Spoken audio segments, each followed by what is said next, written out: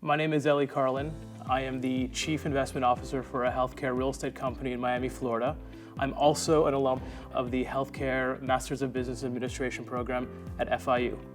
I'm a physician by trade. I decided not to pursue the practice of healthcare and go into the business side of healthcare. One of the reasons I left the practice of healthcare to get into the business world was there was this change going on. In 2012, 13, a lot of the physicians that I worked with, a lot of my colleagues, they're sort of being stifled by their existing healthcare infrastructures. And so what took me and what I was very passionate about was helping others and getting them from where they were to where they could go.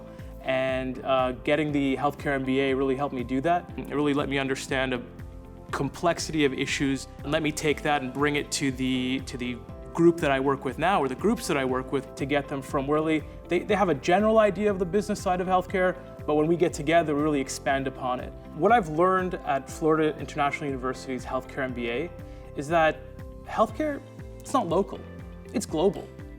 And while today I focus on the US, my goal is to start focusing on the global healthcare crisis and learning how to use the tools that I learned in my program to affect change on a larger level.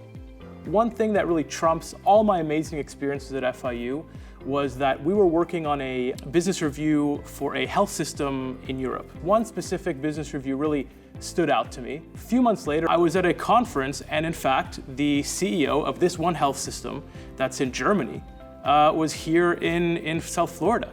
So wait a second, I know you, I've read about your program, I've read about your hospital system, you do incredible work. And that really stood out because ultimately what I thought wouldn't really make too much sense. Why am I looking at a foreign country's health system?